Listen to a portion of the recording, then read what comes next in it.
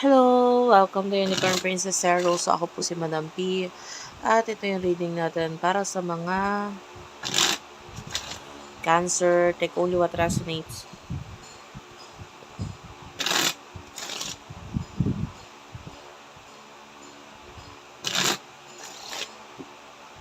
Cancer, Sun, Moon, Rising, Venus, Jupiter, Virgo. Ano to? Sun, Moon, Rising, Venus, Jupiter, Cancer. Okay. So, if you want to book a personal reading, Madam Pino, meron tayong open ngayon. Limited lang, guys. Hanggang 10 lang actually yung i-accept namin. So, doon na lang po sa aming Facebook page, Madam P. Meron tayong palm reading, astrological reading, at saka tarot reading. Let's start. This is for Cancer. By the way, may nagpupukpok nga pala dun sa background. Kasi I don't know kung naririnig mo yun. Ayan, may nagmamartilyo. Magpasensyahan mo na lang. Queen of Spade and and Ten of Clover. I feel like medyo nahirapan ka ngayon, Cancer, no, regarding sa obligasyon. May mga gusto kang i-cut off, tapusin. Yung iba, karir eh. Pwedeng gusto mong umalis sa isang career kasi hindi mo na nakakaya yung mga obligasyon na binibigay sa'yo. Masyado ko nabibigatan. And ngayon gusto mong magdesisyon na parang umalis or mag-back out na lang. So, yung iba may kinalaman nga sa career ito. But, you need money. You need money. So, yung iba hindi basta-basta makapag-desisyon regarding dito sa bagay na ito.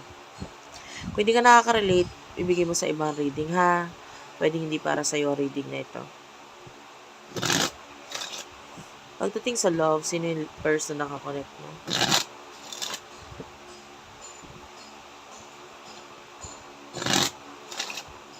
For Cancer, Sun, Moon, Rising. Wait lang, guys.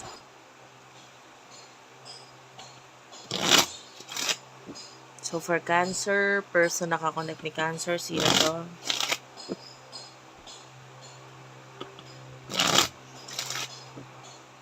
Sino yung person nakakonect ni Cancer?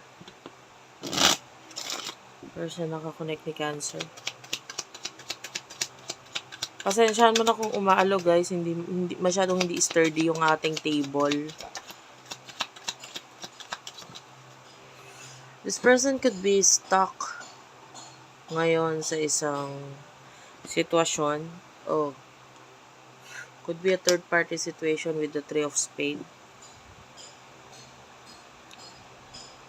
Three of Clover, yeah, there's another person na involved dito sa connection na ito.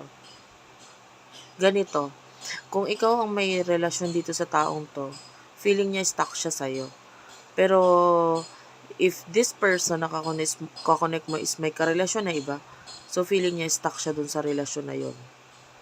Basta kung nasaan mang relasyon itong person na to, feeling niya stuck siya. Okay?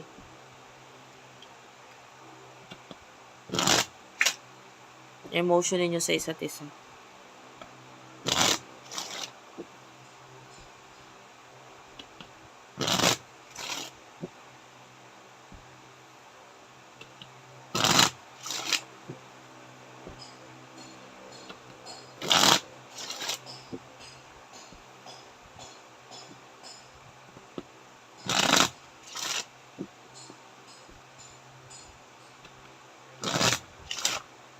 Okay. Emotion ninyo sa isa't isa.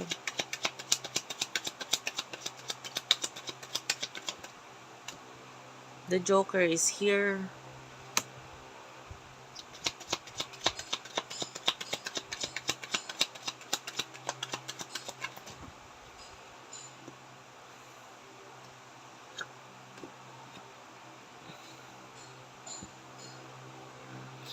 I feel like naka-move on ka na with the Six of Spades sa mga bagay na nangyari sa inyo ng person na ito na hindi maganda. Na naka-move on ka na dun sa bagay na yun. Ace of Hearts, mahal mo yung person na to, but with the Four of Spades, parang wala ka ring magawa regarding sa connection ninyo. And the King of Clover, I feel like ngayon medyo mas ginagamit mo muna yung utak mo pagdating sa connection ninyo.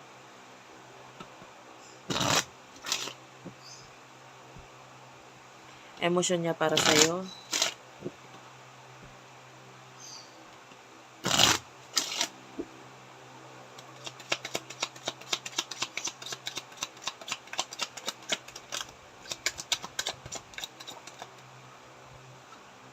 You do have here the Seven of Hearts.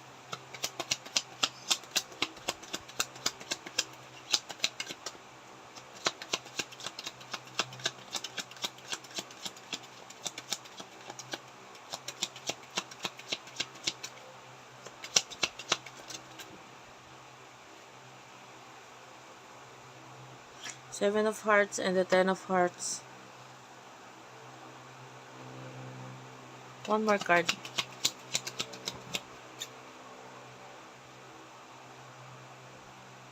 Jack of Hearts and the Seven of Clover. Okay.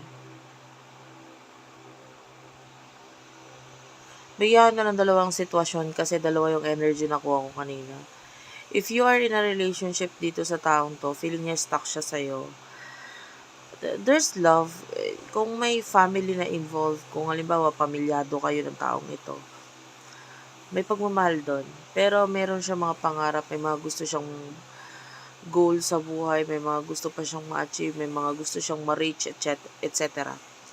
The Jack of Hearts, nakikita natin, love towards children, kids, etc. Ayan. So, maybe feeling niya rin kasi nakakahadlang ka para ma-achieve yung mga goals or yung mga pangarap niya na yon.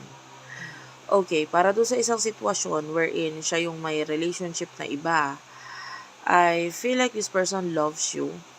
Mahal ka niya. But the Seven of Clover is here. I feel like napipilitan siya na sumunod or umayon sa kumbaga sa tadhana, kumbaga kung wala pa kayo, kung hindi nangyari yun sa inyo, di bahala na kung saan ako dalhin ng tadhana, dito na lang. Go with the flow, parang ganun. Pero yung love niya is nasa iyo. It's just that, meron nagko-control or hindi niya kontrolado yung sitwasyon, yung buhay niya ngayon. Okay, so what will happen in the future sa inyo naman?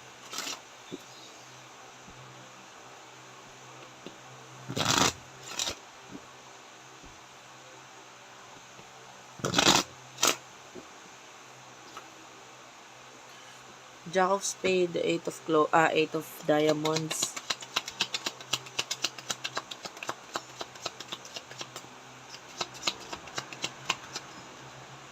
In the near future sa inyong dalawa, Jack of Diamonds and the Three of Clover. Bottom of the deck is the Nine of Hearts.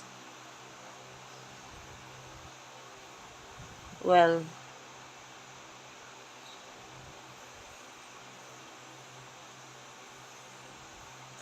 I can see growth, lalo na sa may mga children na involved, na growth with regards sa children.